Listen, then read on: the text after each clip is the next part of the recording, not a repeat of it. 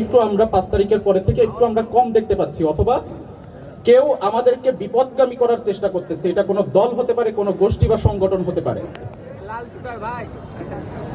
قال الله تعالى في كلامه المجيد وفرقانه الحميد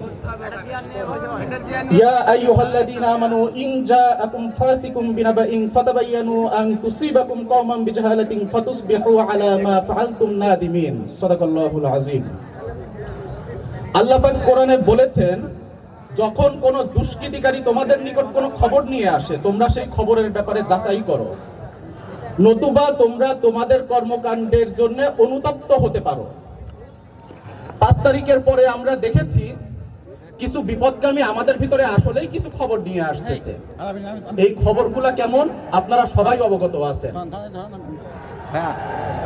আল্লাহ পাক যেহেতু কোরআনে বলেছেন এইগুলোর ব্যাপারে আমাদেরকে আগে খবর নিয়ে তারপরে আমাদের এইগুলোর ব্যাপারে যাচাই বাছাই করে সিদ্ধান্ত নেওয়া, তাই আমরা চেষ্টা করব যে আমরা ওই কথাগুলা, তাদের ওই মিষ্টি কথাগুলোর ব্যাপারে আমাদের আরেকটু যাচাই বাছাই করা। যদি আমরা রাজনীতির কথা বলি, তারা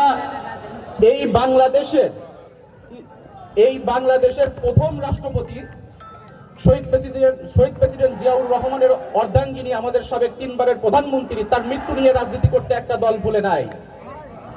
যদি আমরা বলি আমাদের মাজলুম নেতা জনাব তারেক রহমানের দেশের স্বদেশ প্রত্যাবর্তন নিয়ে তারা রাজনীতি করতে ভুলে নাই। তা আমাদের এখন যাচাই বাছাই করার সময় এসেছে। আমরা ইনশাল্লাহ সামনে আমরা ওই ভুলটা করব না। সবার কাছে আমাদের অনুরোধ থাকবে, আপনারা সকলেই আপনাদের জায়গা থেকে একটু সতর্কভাবে রাজনৈতিক সিদ্ধান্তগুলো নেবেন ইনশাল্লাহ। আসসালামু আলাইকুম ওয়া রাহমাতুল্লাহি ওয়া বারাকাতুহু। ধন্যবাদ। আজকে আমাদের সাথে উপস্থাপনায় আমার সাথে যুক্ত আছেন খন্দকার তসলিম উদ্দিন মিকসাদ ভাই, সম্মানিত সদস্য সচিব কুষ্টিয়া জেলা ছাত্র দল। এই পর্যায়ে আপনাদের মাঝে বক্তব্য নিয়ে আসবেন বাংলাদেশ জাতীয়তাবাদী ছাত্র দল কুষ্টিয়া জেলা শাখার সম্মানিত আহ্বায়ক জনাব জাকির রহমান রাব্বি ভাই।